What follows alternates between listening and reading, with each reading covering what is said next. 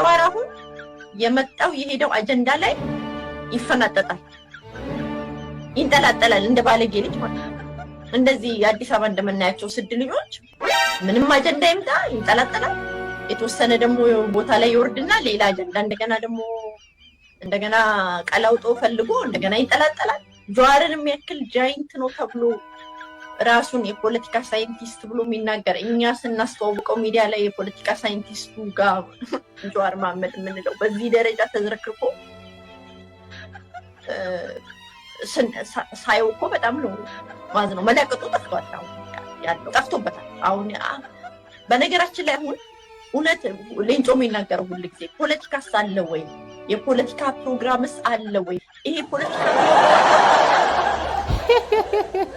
ንግግሪው ሳይሆን ተናጋሪውን ጉዳይ አለ ወዲ ዜናዊ ለወዝቹ ሰጋቀበ ቤቲ ግንዶ ቆርቆሮ ጀዌ ቀዌ እንደ ነውራም ባለጌ ልጅ ያገኘው ነገር ላይ ይንጠላጠላል ስትል በአንድ ወቅት ኢትዮጵያ አውት ኦፍ ኦሮሚያ እያለ ሌላ ጊዜ ደግሞ ተኮብቤያለሁ እያለ ላስጨፈጨፋቸው ንጹሃን ዜጎች ትንሽዬ እንኳን ጸጸት አይሰማህም ሲባል ይንገቡ አልጸጸትም ብሎ ባለጌነቱን ያረጋገጠ ሰቢ ከፖለቲካ ካልኩሌተርነት በፊት ጠረባ ተመቶ ተራሚ መሪ የሆነ ከጨቅሌው ኮንቪንስና ኮንፊውዝ የፖለቲካ ኮንኮላታ ተሳቢ ላይ የሚንጠላጠል ለሹፌሩ የማይታይ ከንቱ ሰቢ ቢሆንም ቅሉ ለእዝቹ ቀርቀቦ እንደ ሆርሙዝ ሰርጥ በጠበበ አይምሮዋ ለጃዊ ቀዌ ቡልግና ለመግለጽ የተጠቀመችበት አሜዚንግ ኮምፓሪዝን አዲስ አበባ እንዳሉት የባለጌ ልጆች መሆኒው ትንሽ እንኳን አይሾምማትም እንዴ?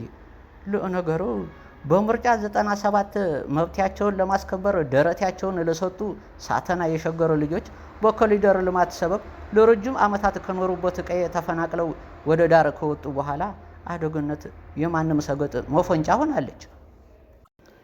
ኤኖሪኮ እነዛን ጣፋጭ ኬኮች እየበሉ ያደገው አራዳው የሸገረው ፒፓ ፒያሳ መኮንኖች ባቅላባ ሲያቀርቡላት ዳጣው የታል ለሙትል ከንቲባ ከሆነ ገጠሪ ሞቶ የካ ክፍለ ከተማ ወክዬ ወዳደራለሁ ለሚል የቃዚሙ አቀናባሪ በሻሻ ጎመን በቂጣ እየበላ አይምረው በቀነጨረ ጠቅላይ ሚኒስቴር ሲመራ ማየት ልብ ይሰብራል። አብሮ መብላት አብሮ መጠጣት ያገኙትን ማካፈል ለሚያውቁበት ጭሶቹ የአደገነት ልጆች የታላችሁ ለሙዝ እንኳን ሲረግጡት ያንሸራትታል። ለማንኛውም ለዛሬ የዲማን ሾው አጭር ቆይታዬ ለሸገር ልጆች ብቻ ሳይሆን በመላው ዓለም ለምትገኙ ሀገራችሁ ለምትወዱ ኢትዮጵያውያን ቀጣዩ መልእክት በማስተላለፍ ልሰናበታችሁ። ፒስ አውት። ጦርነት ይቁም፣ ሰላም ይስፈን፣ የግፍ አገዛዝ ያብቃ፣ ከምርጫ በፊት ሽግግር ይኑር፣ የፖለቲካ እስረኞች ይፈቱ፣ ጦረኛ አገዛዝ በቃን፣ በሀገራችን መኖርም መቀበርም አትከልክሉን። ለውጥ በትግል እንጂ በጥያቄና በደጅ ጥናት አይገኝም።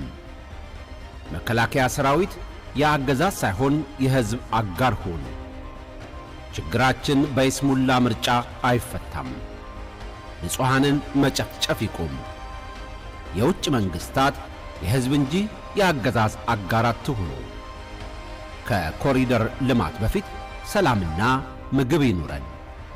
አብይ የብሔራዊ ደህንነታችን ቁጥር 1 አደጋ ነው።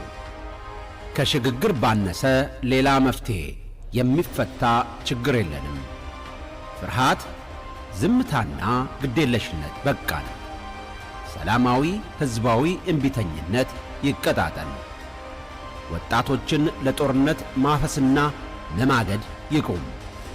ትግላችን ለስልጣን ሳይሆን ለህልውና ነው። ልዩነታችን ውበት፣ አንድነታችን ኃይል ነው። ስንተባበር እናሸንፋለን። ዲማን ሾው ቀልድ፣ ቁም ነገር፣ ጥበብ፣ ፖለቲካ፣ ማህበራዊ ህይወት፣ ዕውቀት ይገበያል። በዲማን ሾው ከሞትና ከዲማን ሾው የሚቀር የለም። ሁላችሁም በየተራ ትቀርባላችሁ። ዘመኑን፣ ጊዜውን፣ ጥራቱን የጠበቀ የሁላችሁም ድምፅ ዲማን ሾው።